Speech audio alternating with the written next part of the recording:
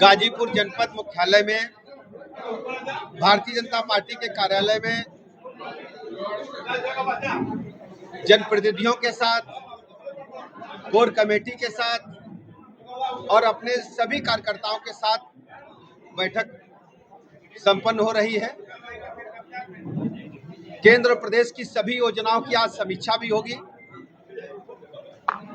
जो जिला कलेक्ट्रेट में होगी। इसके अलावा केंद्र और प्रदेश की जो हमारी योजनाएं चल रही हैं, उनका स्थलीय निरीक्षण भी आज संपन्न हुआ है। हमारी सरकार के एजेंडे में गाजीपुर जनपद को डेवलपमेंट के मोर्चे पर नंबर 1 पर लाने के लिए लगातार हम प्रतिबद्धता के साथ काम कर रहे हैं। ढेर सारे प्रोजेक्ट अभी ऑनगोइंग हैं और पूरे हो चुके हैं। हर स्थिति में हम गाजीपुर जनपद को नंबर 1 पर लाने के लिए हमारी सरकार प्रतिबद्धता के साथ काम कर रही है। माननीय प्रधानमंत्री नरेंद्र मोदी जी ने जीएसटी की दरों में जिस ढंग से भारी कटौती कराते हुए देश की जनता को, व्यापारियों को, उपभोक्ताओं को एक बड़ी सौगात देने का काम किया है।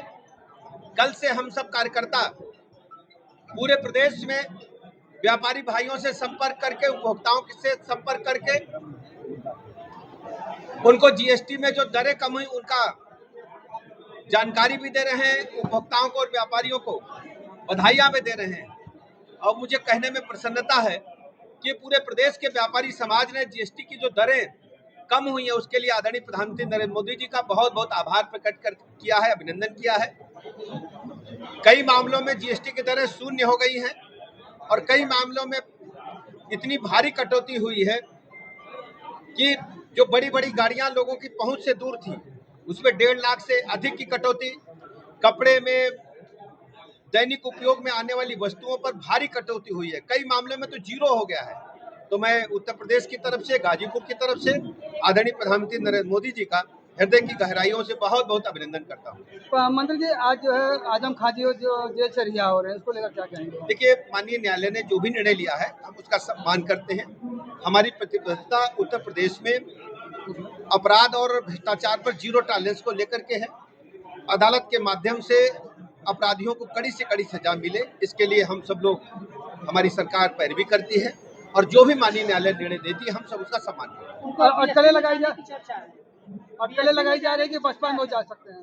अभी इस बात की कोई जानकारी मुझे मिलेगी तो बताएंगे, अभी तो हमने अखबार में देखा नहीं है सर। मंत्री जी, भारत पाकिस्तान के मैच में पाकिस्तान के खिलाड़ी ने अर्धशतक बनाने के बाद गन फायर सेलिब्रेशन किया। आप जानते हैं कि जो हमारे पड़ोसी देश हैं, खासकर पाकिस्तान की चर्चा करना चाहेंगे।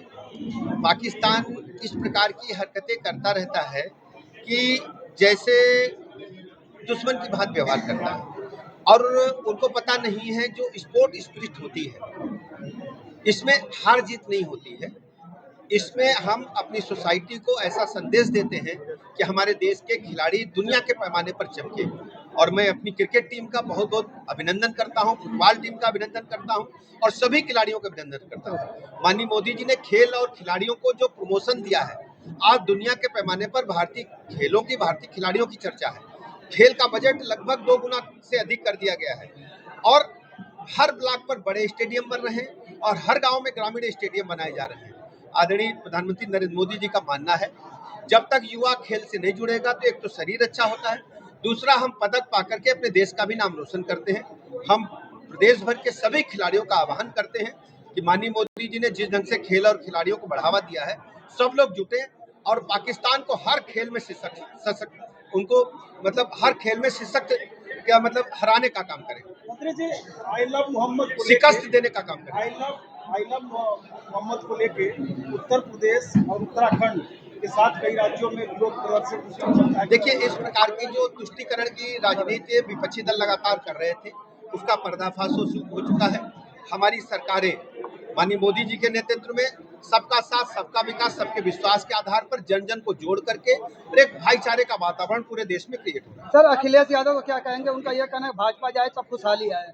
देखिए, अखिलेश यादव जी के पेट में भूख है सत्ता की और उनके जो इंडी गठबंधन के नेता हैं, उनके पेट में दर्द है सत्ता का, और ये दोनों राजकुमार सत्ता जाने से छटपटा रहे हैं। एक तो आप जानते हैं कि गांधी परिवार ने आजादी के बाद से कई दशक तक देश पर और प्रदेशों में शासन किया, और इनको पता ही नहीं जमीनी हकीकत क्या है।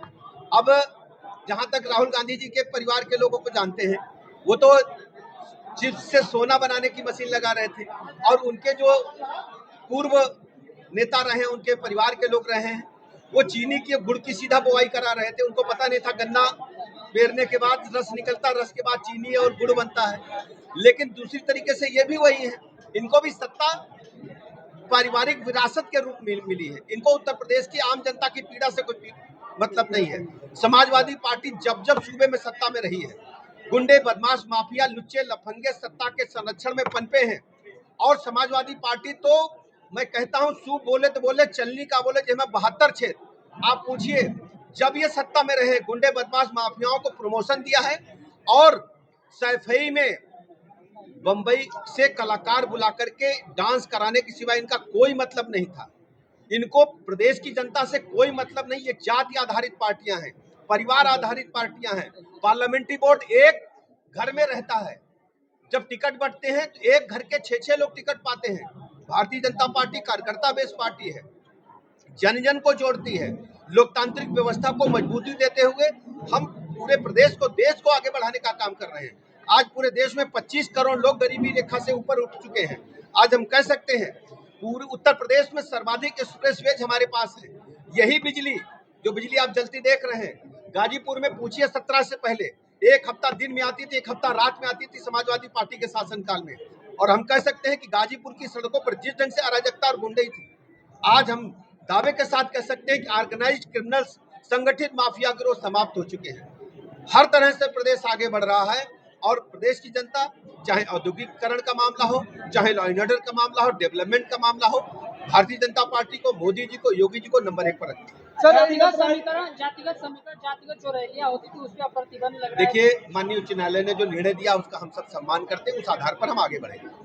क्या लग रहा है इससे कितना नुकसान या फायदा? देखिए, माननीय न्यायालय ने जो निर्णय दिया है हम सब उसका सम्मान करते हैं, उसी को आगे बढ़ते हैं। इस पर कोई टिप्पणी न्यायालय के निर्णय पर नहीं होती। मंत्री जी, एक अंतिम सवाल गाजीपुर का।